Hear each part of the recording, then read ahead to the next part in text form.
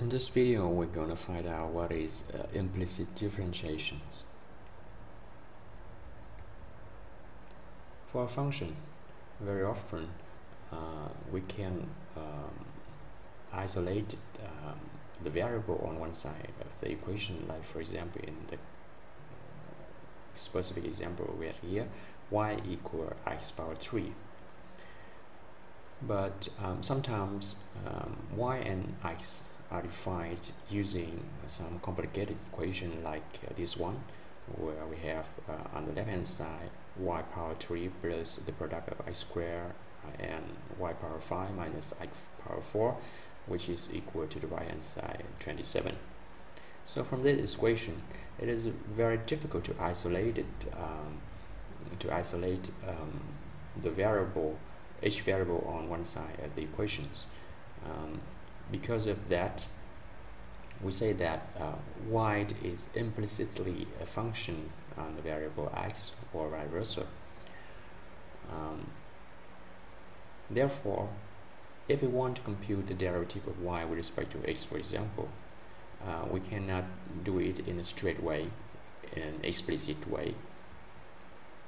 And this is a reason why we have what we call implicit differentiations, meaning that we want to take the derivative of y with respect to x, but not coming from the formula of y as a function of x.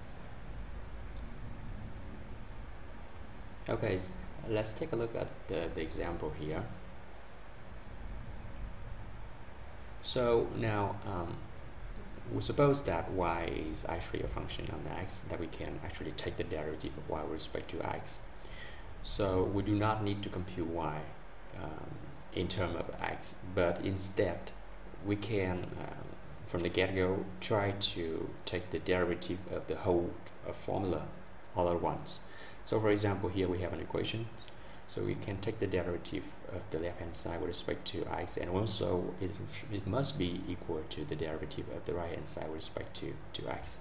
Okay, right, so the right hand side should be easy because it's a derivative of a constant term, so it should be 0, whereas on the left hand side you have the derivative of the sum of three separated terms. So you can use the sum rule to compute the derivative. Well, let me categorize each term of the sum so that we can see which term coming from which. Okay. So now for the first term, we have the derivative of y power 3 with respect to the variable x. So actually what we're gonna do here is using the extended power rule. Okay, for the second term, it is actually the derivative of product between x squared and y to power 5, and the last one is the derivative of x power 4, which is quite easy to compute. Okay, so now for the second term is actually the product. So let me categorize the two separate terms so that we can easily see the process. Okay. So now the leftmost term is actually computed using the extended power rule, which is dy power 3 over dy times dy over dx. Okay, and the second term is separated now into two different summand. The first one is the derivative of x squared times y power 5, and the second one is the product of x squared times the derivative of y power 5 over dx. Okay, and the last term is computed easily because it is actually the derivative of x power 4, which is 4 times x power 3. Okay,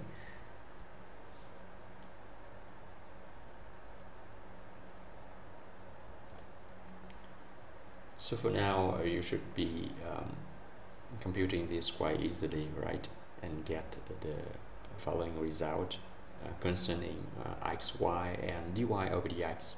So for this reason, we can regroup and let dy over dx to be a factor and try to regroup its coefficients. So from this, we can isolate dy over dx and see that dy over dx is actually 4 times x power 3 minus 2 times x times y power 5 divided by 3 times y squared plus 5 times x squared times y power 4. So that is what we call implicit differentiation. Okay, so this can be easily understood in action, but let's make a list of things that we need to do in order to apply the implicit differentiation in practice. Okay, so first, if you have an equation defining variables, then first we differentiate both sides of the equation with respect to x, or whatever variable you are differentiating with respect to. Okay, so it might be t, z, etc. It depends on the variable that you are considering. And then after that, you apply the rules for differentiation. It might be the power, extended power, product quotient, and chain rules. And next, we see that anytime an expression involving y is differentiated, then dy over dx will be a factor in the result. So next step should be trying to isolate own terms with dy over dx as a factor on one side of the equation. And now after that, you can easily see what dy over dx by factoring out dy over dx.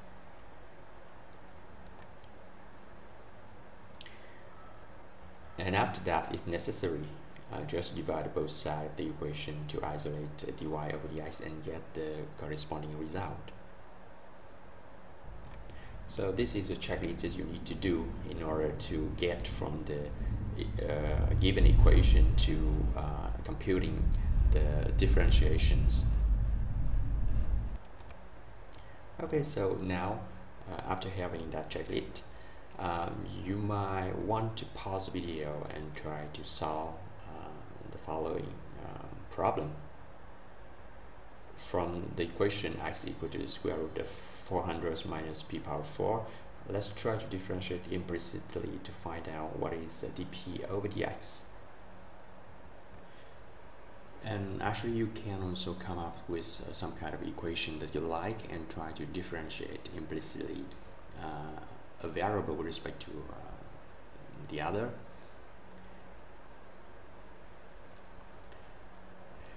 Okay, so but that's somehow is theoretical, and we do not get to see why actually we are interested in differentiating implicitly.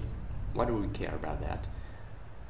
So to answer that question, let's take a look at a real life example. Okay, in this example, we have a ladder of 26 feet long, and it is leaning against a vertical wall.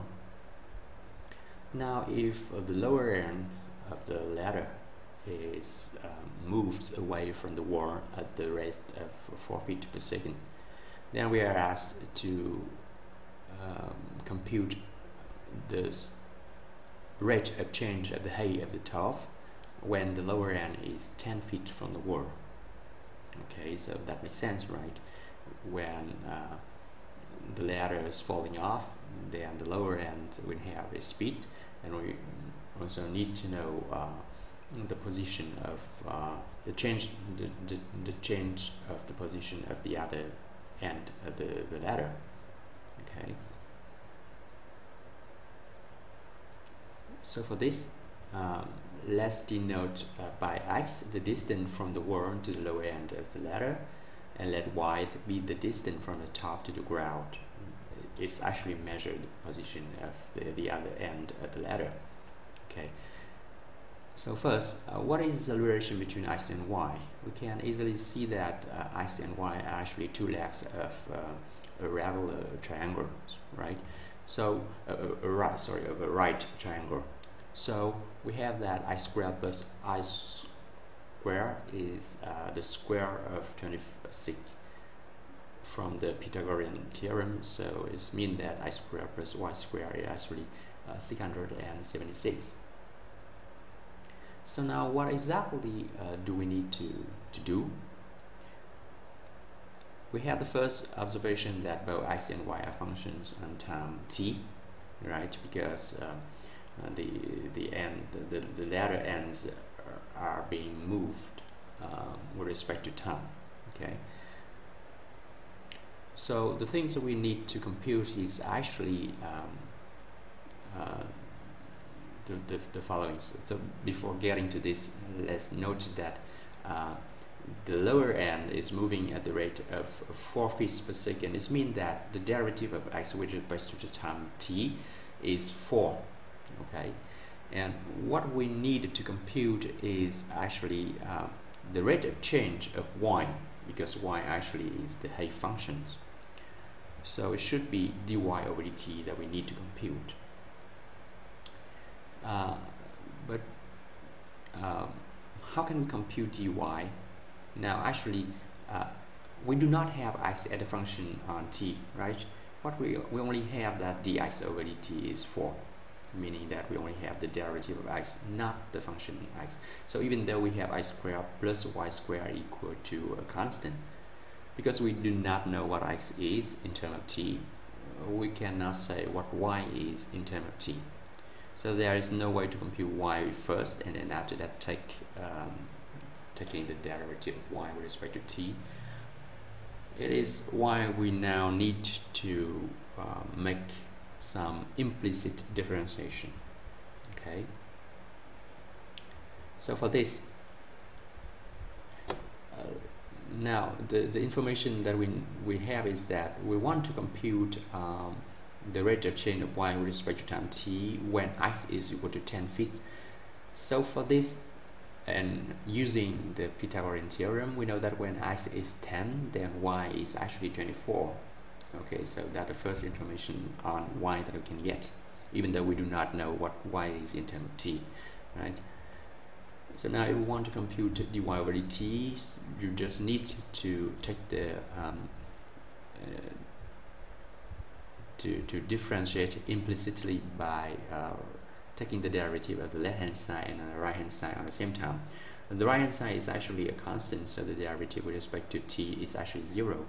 So we are left with computing d over dt of x squared plus y squared. This is sum, so you can use the sum rule, and the left hand side become 2 times dx over dt times x plus 2 times dy over dt times y. And because the right hand side is 0, you can safely remove the common factor 2 from the equations. And now you know that dx over dt when x is equal to 10 is actually 4, right? So substitute we substitute 4 for dx over dt, and we substitute 24 for y, 10 for x, and we're gonna get 4 times 10 plus 24 times dy over dt is 0. So from this, it is quite easy to see that dy over dt is minus 5 over 3. Okay, so this is a negative value. But do be not afraid of this, because you might probably be confusing between the rate of change of y and the speed of the other end of the ladder. So actually this is the rate of change of height, not the rate of change of the distance function of the other end, right? So you know that the ladder, when the ladder falls, then the height should continuously decreasing. Okay, so it explains why dy over dt is negative in this case. Okay, so this example actually justifies the need of introducing implicit differentiations.